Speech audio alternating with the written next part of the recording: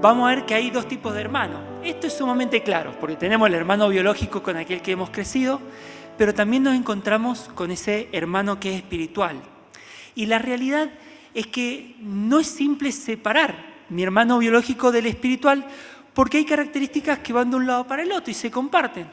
Entonces es mucho más simple trabajarlo casi en conjunto. Si bien podemos ver distintas diferencias y vamos a estar viéndolas, nos vamos a dar cuenta que a medida que vamos avanzando y vamos viendo las características de las mismas, muchas de ellas se entrelazan y hay características que son muy claras. Cuando pensamos en un hermano biológico, claro, es el entorno con el que vos has crecido y te has desarrollado.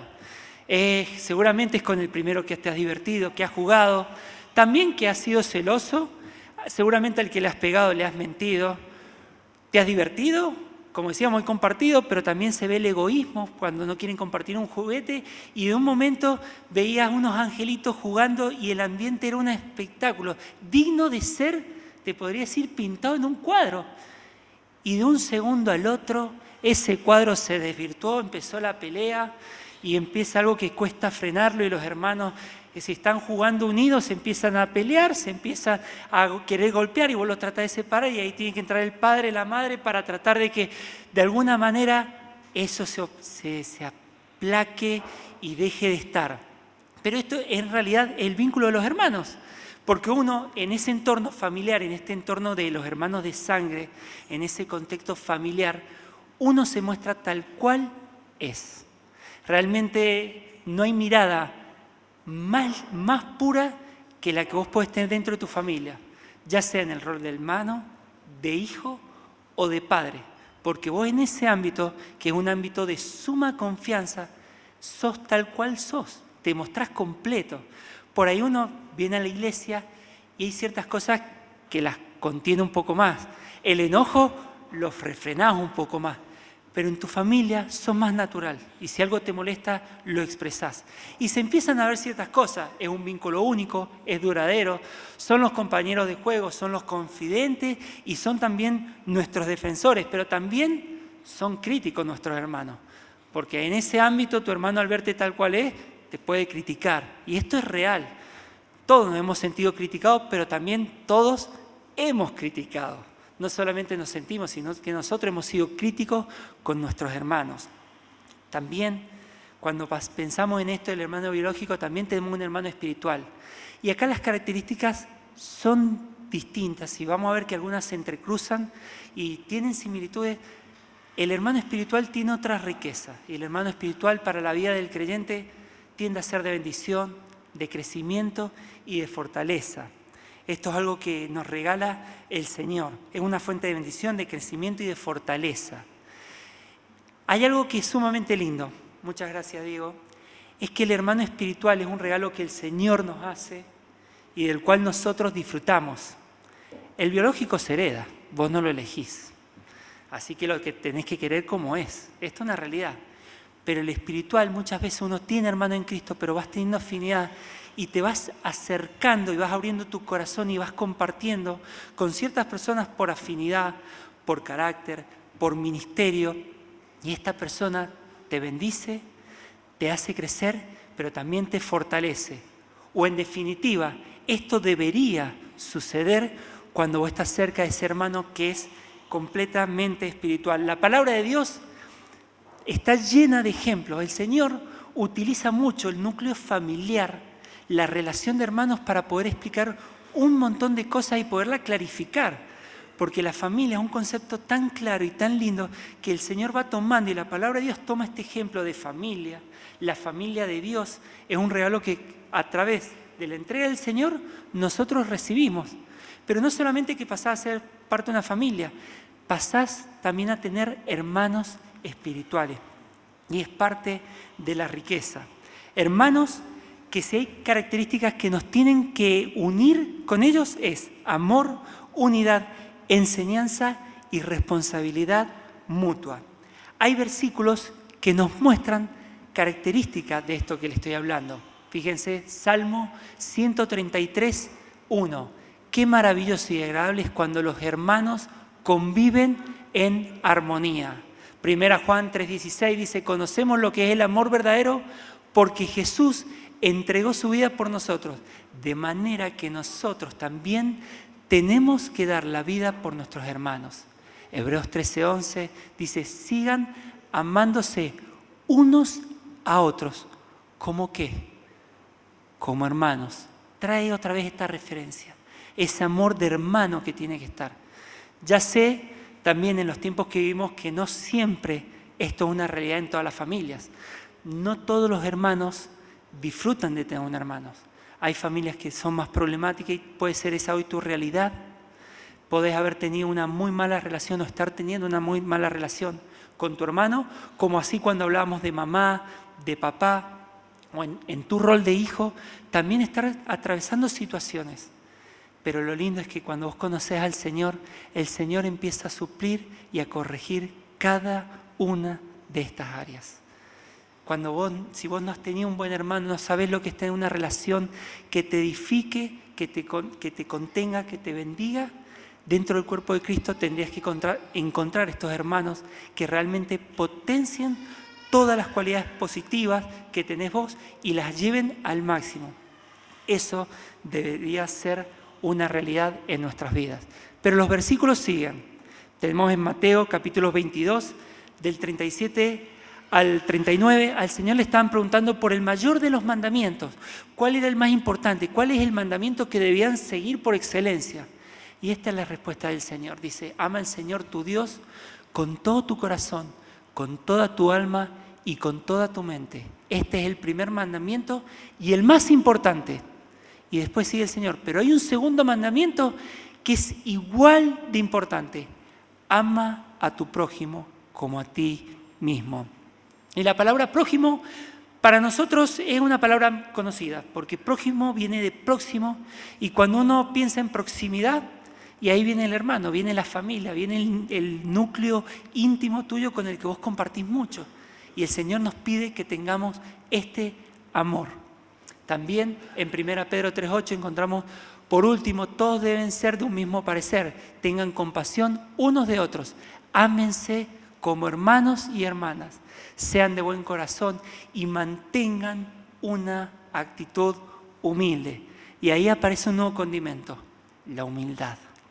No solamente basta con amar y reflejar el amor que Dios ha puesto en nuestros corazones hacia con mis hermanos de sangre como hacia mis hermanos en la fe, sino que todo esto se le tiene que sumar esta otra característica que es rica, y es que tenemos que tener una actitud de humildad. Proverbios 17:17 ya es un versículo mucho más conocido para nosotros y seguramente muchos lo han utilizado como yo lo utilicé cuando llegaba el Día del Amigo. ¿Cuál versículo compartíamos? Proverbios 17:17, utilizadísimo. Ama al amigo en todo tiempo y termina siendo como un hermano en los tiempos de angustia. Y esto es una realidad. Esto es lo que vivimos, ya sea dentro de la familia de sangre como la familia dentro del Señor. Y vamos a estar viendo esta mañana y enriqueciéndonos con estas características donde deseo de todo corazón que el Señor pueda hablarnos a nuestros corazones y que esto no solamente sea información que tengamos, sino que todo lo que el Señor nos entregue forme nuestro carácter y que realmente podamos reflejar en el andar diario nuestro todas las cosas hermosas que el Señor nos pide que tengamos y que trabajemos en nuestra vida. Oramos. Amado Padre, te damos gracias porque nuevamente nos permitís, Señor, juntarnos para que a través de tu palabra, Señor, podamos ser confrontados, podamos aprender, Señor, pero también podamos vivirla, Padre, día a día. Gracias por este tiempo precioso que nos regalás, donde podemos enfocar nuestros corazones al diseño hermoso de la familia que tú nos has mostrado, Señor. Que seamos al mundo un reflejo de esto que vos nos das, Señor. Dejamos este tiempo precioso delante de tu presencia y te pedimos que tu Espíritu hable a lo profundo de nuestros corazones. Lo pedimos esto en el precioso nombre de tu Hijo Jesús. Amén y amén. Pensando en esto de la familia, y yo le quise poner un título a esto. Y cuando pensaba, vínculos que dejan huellas. Porque si hay alguien que marca tu vida, es tu hermano. Esto es una realidad. Un hermano marca. Uno va creciendo y cuando crece alrededor de hermanos, ya sea de sangre o espirituales, te vas moldeando, de alguna manera vas creciendo, te vas enriqueciendo. O para bien o para mal. Esto es una realidad. Y vos sabés que cuando pensás en vínculos que dejan huellas, y hoy, un 9 de julio, donde celebramos el Día de la Patria, de la Independencia, hay algo que nos caracteriza a todos los argentinos. Y es que utilizamos dichos, nos encanta utilizar dichos. Para todos tenemos un dicho. Esto es una realidad. Sale algo, un dicho de mi abuela, ¡pum!, lo largás. Y hay algo que para nosotros es muy característico, y es el Martín Fierro. Y el Martín, cuando decimos el Martín Fierro, no necesito decirle mucho más lo que le voy a mostrar, porque esto es algo que repetimos y para cualquiera de nosotros es conocido. Y esto dice José Hernández en un trozo de su poesía, dice: los hermanos sean unidos, porque esa es la ley primera, tengan unión verdadera, en cualquier tiempo que sea, porque si entre ellos se pelean, los devoran los de afuera. Te sorprendería que muchas de las cosas que escribe José Hernández en esto es tan bíblico, porque si algo que pide el Señor, que los hijos de Él sean unidos. De hecho, hay un versículo que dice: solícitos en guardar la unidad en el vínculo de la paz. El Señor nos pide que nosotros protejamos la unidad, ya sea con tu hermano de sangre, en tu familia, como en el cuerpo de Cristo. Esto es algo que el Señor pide. Y de alguna manera en el Martín Fierro lo está diciendo, porque dice: tengan unión. ¿Y qué tipo de unión? Una unión verdadera, una unión genuina. Cuando pensamos en estos vínculos, podemos ver que dentro de los hermanos, cuando vemos en hermanos de sangre, hay rivalidad, celo, peleas. Esto es algo sumamente normal, mentiras. Y vos sabés que esto es muy normal, no se sorprendan. Yo creo, diría David, esto en nuestra iglesia no sucede, pueden ser en otras. Pero en la realidad, en toda la familia los hermanos se pelean y esto es algo tan natural dentro del vínculo. Por la confianza que hay, uno se muestra tal cual es y por eso por ahí muchas veces se generan los roces y a medida que uno va creciendo, la relación de hermanos va madurando, va cambiando, porque obviamente cuando vos compartís todos los días con tu hermano, que te ves todos los días, hay muchísimas más fricciones, pero cuando la familia empieza a crecer y vos te vas de tu casa, te casás, te separás, la relación con tus padres y la relación con tus hermanos crece muchísimo, cambia, es completamente distinta, empieza a madurar y va tomando distintos matices. Y no nos tiene que sorprender cuando uno dice los hermanos se pelean, se maltratan, se mienten, porque vos sabés que en la Biblia hay ejemplos de hermanos que por ahí han tenido como ciertas contiendas. Si nos vamos al Antiguo Testamento tenemos Caín, Abel, Jacob, Esaú, Raquel, Lea. En el Nuevo Testamento tenemos el hijo pródigo, que si bien habla del hijo, pero ese hijo tenía un hermano y hubo un momento en donde él se va, una historia sumamente conocida para nosotros, se va, malgasta una herencia y cuando vuelve el hermano, en vez de estar contento, el hermano se enoja con él. Se enoja con el padre, se enoja con el hermano y esto es tan común dentro del ámbito de la familia y se da mucho en lo que es los hermanos de sangre principalmente. Son los primeros compañeros con los que nosotros compartimos. Pero algo que a mí me ha sorprendido es que hay estudios que se han dedicado a ver las características de los hermanos. Esto no quiere decir que sea así, pero hay ciertas características que se han ido reflejando y se han visto que se van repitiendo según el orden en el que nacés. Y a mí me sorprendí, digo, qué loco, pero el orden en el que nacés de alguna manera te condiciona. Hay características. Y vos sabés que dice que los hermanos mayores suelen ser responsables, perfeccionistas, suelen ser competitivos, suelen ser mandones. Eso yo creo que acá tampoco sucede. Conservadores también tienden a destacar y a querer desarrollarse como mejores, ya sea en una actividad o una profesión. Y estas son características que se dan en un grupo que se ha estudiado, que se han ido repitiendo. Pero cuando se estudian los hermanos del medio, ahí ya suelen coincidir que son más extremos, que suelen ser o más rebeldes o más tímidos. Pueden también ser más despreocupados, pero tienden a ser más conciliadores los hermanos del medio. También son más empáticos con los que sufren. Pero después llegamos a los hermanos más chiquitos. Y acá encontramos a unos que son generalmente, ¿cómo se le llama a los más chicos? Son los mismos de la familia. Es el último, ¿cómo no le vas a dar esos gustitos? Y el del medio, cuando vos empezás a tenerlo un poquito más y le das un gustito, y el del medio empieza a sacar los celos, empieza ahí a mostrar, viste, que ¿Por qué están más con él? ¿Por qué lo saludás? Le estoy diciendo cosas que suceden en mi familia y que vos saludás y viene Sebastián y te da un abrazo porque es sumamente efusivo y ya a las otras no les gusta nada. Yo me levanté y no me saludaste, papá, no me abrazaste. Y empiezan a mostrar el carácter, porque los hermanos menores suelen ser más mimados, suelen ser más encantadores, tienen un carácter mucho más despierto que los otros, suelen tener otra influencia dentro de la familia. Esto es real y se ha logrado ver en este estudio. Y hasta algunos pueden llegar a ser los favoritos dentro de la familia. Y en esto de los hermanos, ¿saben algo? Hay un rol que es sumamente protagónico y crucial, y es el rol de los padres. Muchos padres hacen diferencia con sus hijos. Y vos sabés que cuando vos empezás a hacer diferencia con tus hijos, lo empezás a marcar. Podés hasta frustrar a un niño. Lo podés llenar de inseguridad, de miedo, y esto se puede trasladar a su vida y a su manera de vivir y puede hacer estragos. Por eso es muy importante, cuando veamos el rol del padre, el padre tiene que ser sumamente equilibrado en el trato que se le da al hijo. No hay hijo favorito o hijo más importante que el otro. Todos los hijos son iguales o deberían ser iguales ante la mirada del padre. La realidad es que esto no siempre es así. Y esto suele pasar, que hay familias donde ha habido un hijo al que se lo ha tomado como favorito y ha generado que por eso otro hijo crezca lleno de temor y de inseguridad. Ahora, es natural que los hijos, los hermanos, nos guste destacarnos en algo.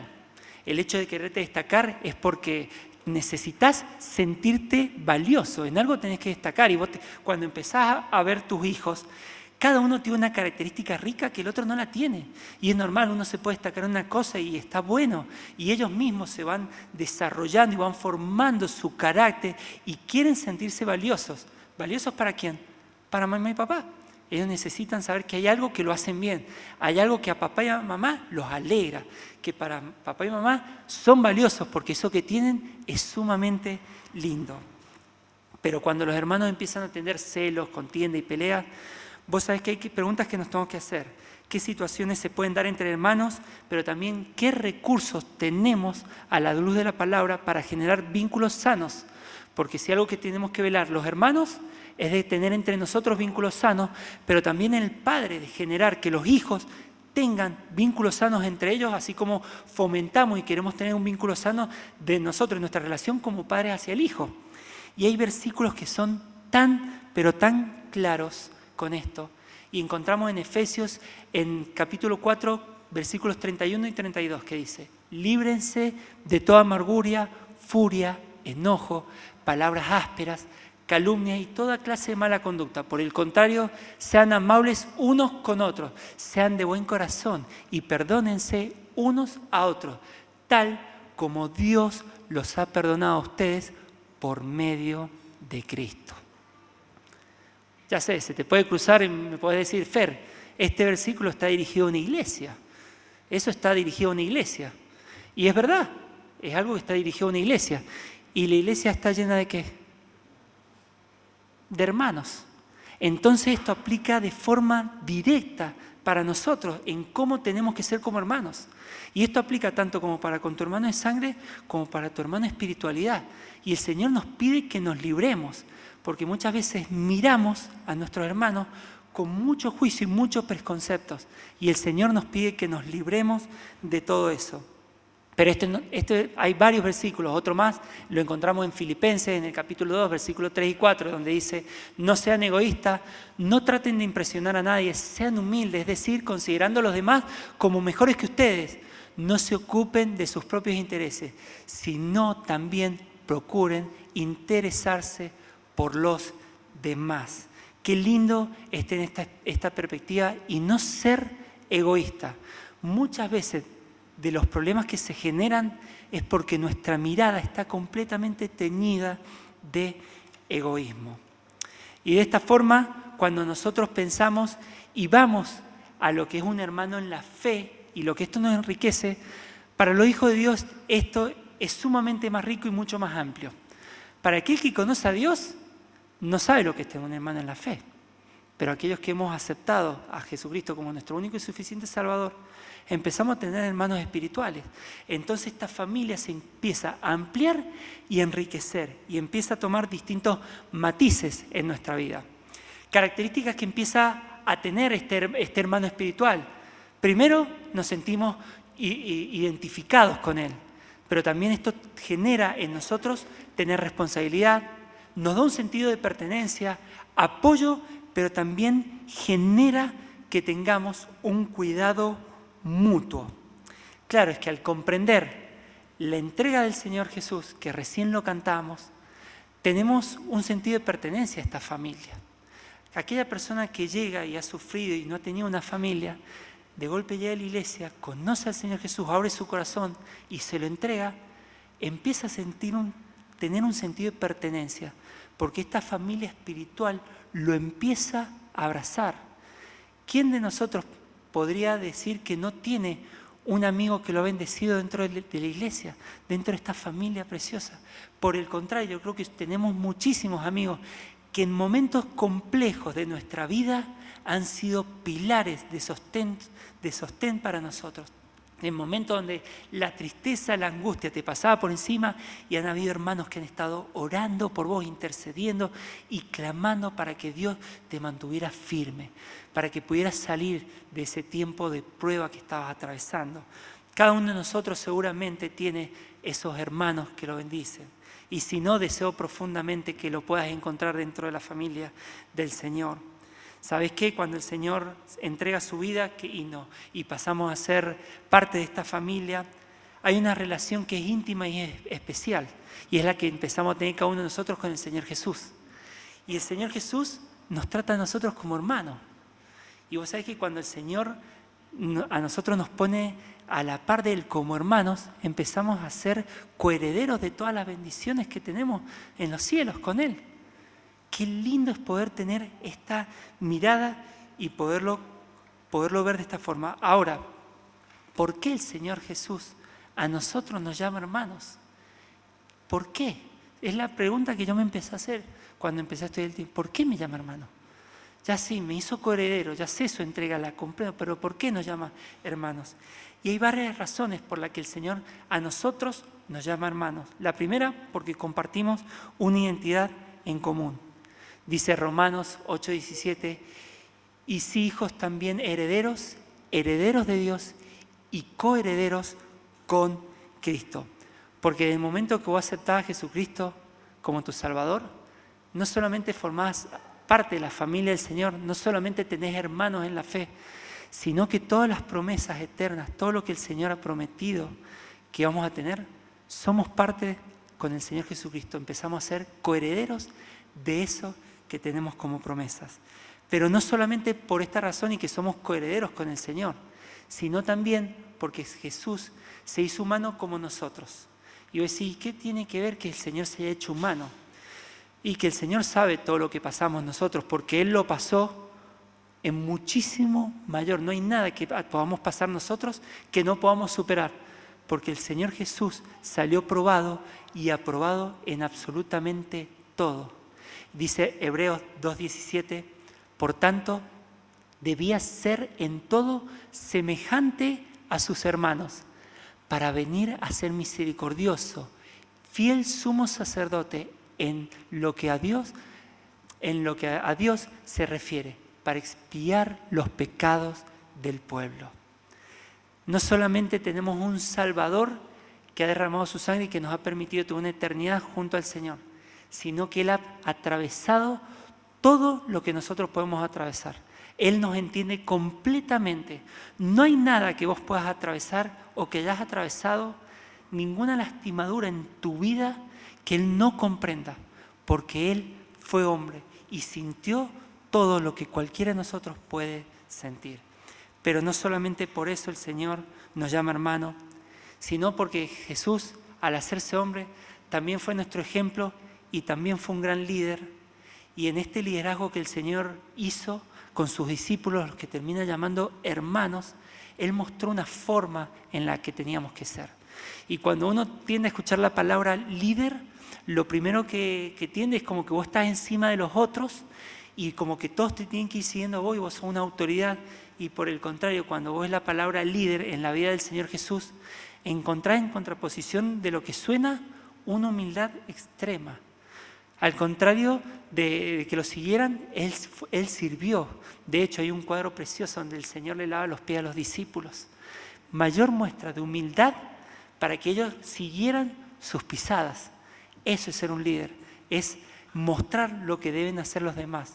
Él es un ejemplo, dice 1 Pedro 2:21, pues para esto fuiste llamado, porque también Cristo padeció por vosotros, dejándonos ejemplo para que sigáis sus pisadas.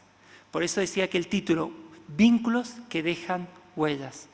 Realmente tenemos que trabajar en nuestra vida el hecho de querer dejar huellas en la vida de nuestros hermanos, generar un vínculo tan fuerte que marque a mi hermano, ya sea el de sangre o en la fe. Mi vida tiene que potenciar lo mejor en mi hermano. Y por ahí la pregunta que yo me hacía, yo deseo tener un hermano al lado mío que potencie lo mejor de mí.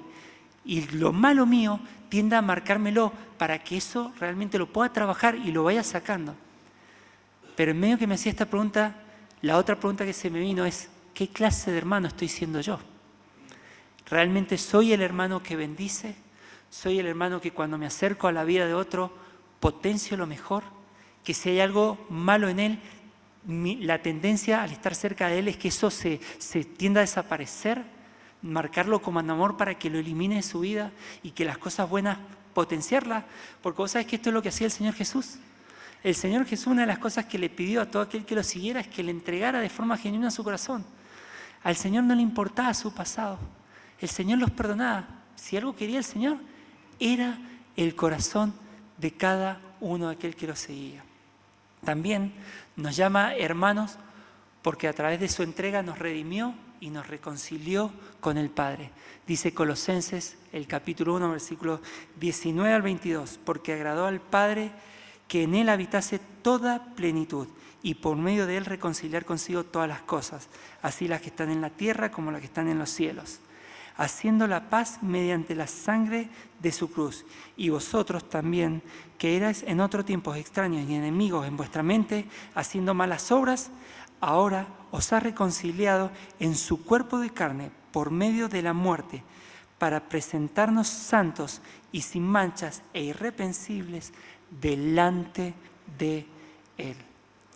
Es que la diferencia la hizo la entrega del Señor.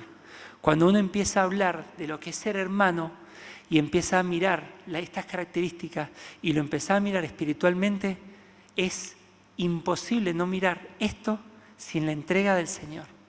Porque si hubo alguien que se despojó de todo y que no se limitó en entregar, fue el Señor Jesucristo. Si hubo alguien que amó sin límites, fue el Señor a sus hermanos. Si hubo alguien que trabajó en los corazones y que perdonó una y otra vez, fue el Señor. También, ¿por qué nos llama su hermano? Tenemos otra más. Porque a través de su entrega tenemos acceso a la misma herencia espiritual. Y esto recién lo habíamos dicho, Romanos capítulo 8, versículos 16 y 17. Dice, el Espíritu mismo da testimonio a nuestro espíritu de que somos hijos de Dios. Y si hijos, también herederos, herederos de Dios y coherederos con Cristo.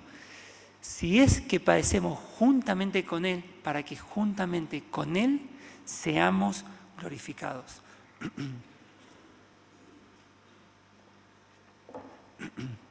Qué hermoso es ver por qué el Señor nos llama a sus hermanos.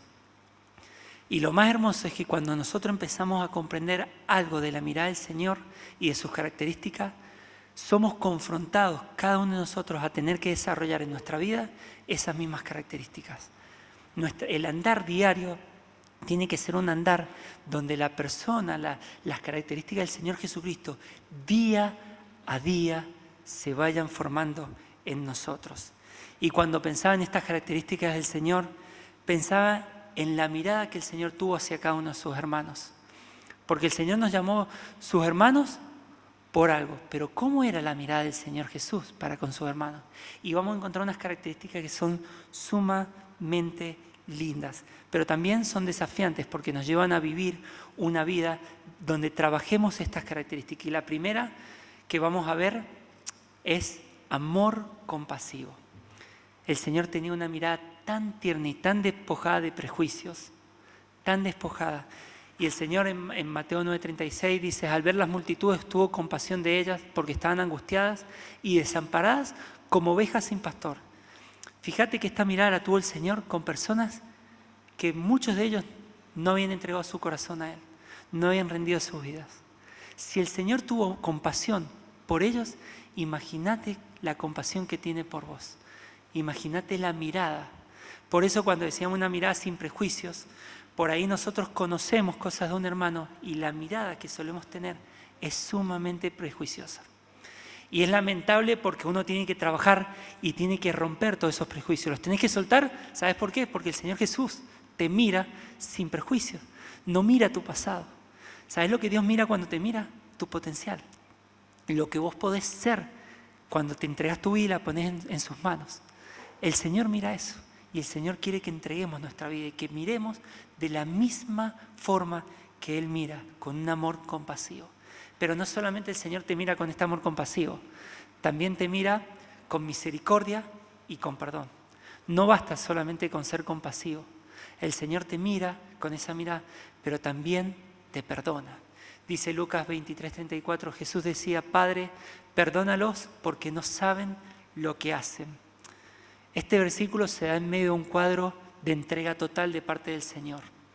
Y en medio de un sufrimiento extremo, no solamente físico del Señor, sino espiritual y lo que significaba afrontar la cruz y la carga del pecado sobre sus hombros y ser desamparado por el Señor, por Dios mismo, porque en el momento que el Señor fue cargado con el pecado, Dios tuvo que separarse del Hijo porque Dios es santo. Vos sabés que la mirada del Señor no solamente fue una mirada compasiva, sino que tuvo misericordia de ellos y aún así dijo, Señor, perdónalos porque no saben lo que hacen.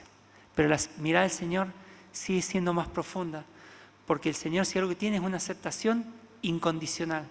¿Vieron cuando decía, no, el Señor no mira tu pasado? El Señor te acepta tal cual sos, dice Lucas 15:2. Y los fariseos y los escribas murmuraban diciendo, este a los pecadores recibe y con ellos come. ¿Vos sabés que el Señor no hizo distinción de personas? No le importaba cuál era tu pasado, lo que habías hecho. El Señor quería acercarse y ganar tu corazón. Y personas que estudiaban la Biblia y que conocían las Escrituras, como eran los fariseos, fíjense la mirada que tenían. Y en contraposición está la mirada del Señor, de esa aceptación total y completa, incondicional. Pero también la mirada del Señor demuestra un interés sumamente genuino. Cuando el Señor te mira, está interesado en vos. Y lo hace de forma genuina. Y por ahí, en esto me vi confrontado. Digo, ¿cuántas veces yo he mirado a mi hermano y por ahí lo he hecho un poco más forzado que de forma genuina? Y el Señor se acerca de una forma tan genuina a tu corazón.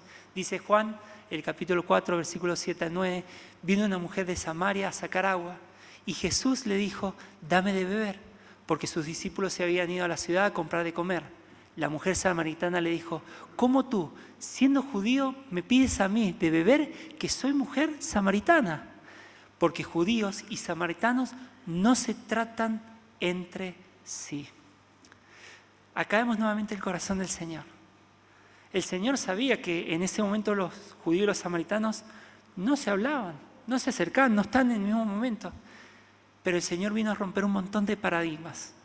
Y así como rompió paradigmas en ese tiempo, el Señor lo sigue rompiendo hoy en nuestras vidas. Y en la forma que tenemos nosotros de mirar y en la forma que tenemos de acercarnos a otras personas. Y si algo que quiere hacer el Señor es romper para que tu vida se acerque a una persona con una forma genuina. Así como el Señor se acercó, porque lo que le interesaba era ganar el corazón de esa samaritana, el Señor quiere que vos te puedas acercar a otras personas de la misma manera y con la misma mirada que el Señor se acercó.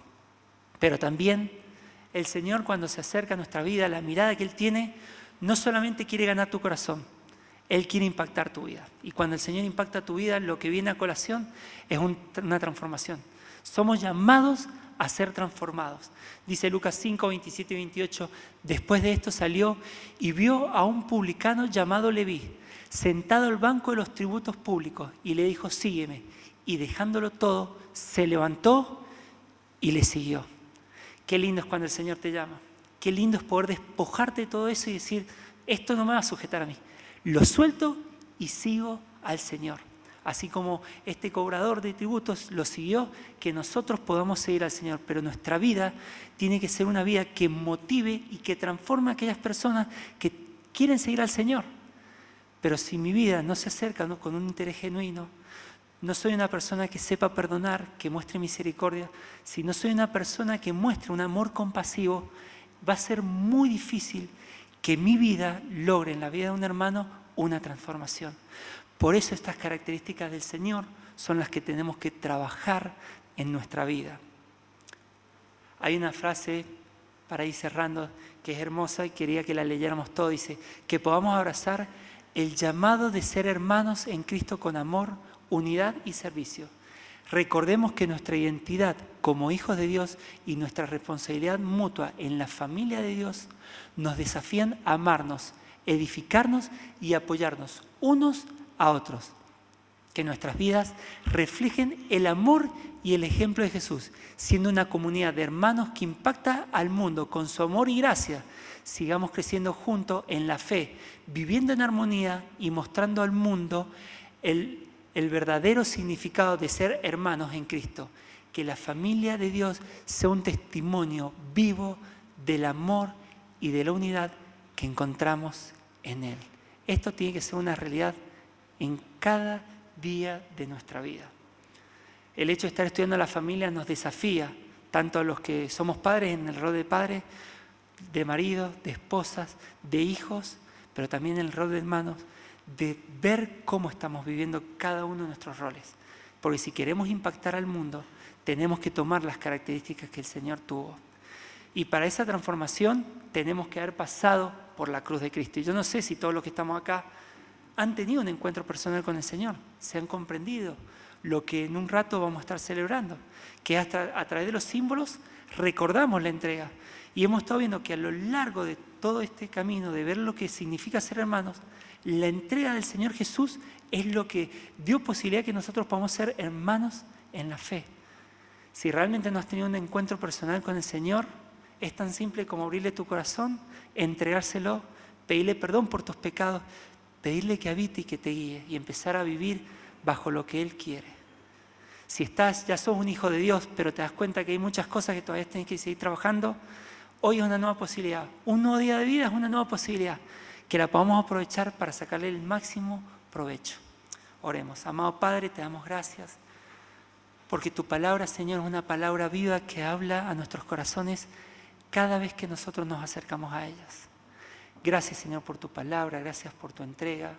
Señor, y ahora, al recordar tu entrega a través del pan y del vino, Señor, que lo podamos hacer con un corazón, Señor, realmente limpio delante de tu presencia, entendiendo lo que esto significa, del valor de tu entrega, Señor. Gracias, Señor. Dejamos este tiempo precioso delante de tu presencia, pidiendo que tu Espíritu Santo trabaje en nuestro corazón y para que esta palabra no quede solamente como información dentro nuestro, sino que sea de formación y que nos lleve a vivir cada día siendo más parecido a Jesús. Gracias, Padre. Lo dejamos delante de tu presencia, agradecidos, y esto lo pedimos en el precioso nombre de tu Hijo Jesús. Amén y amén. Que el Señor bendiga su palabra.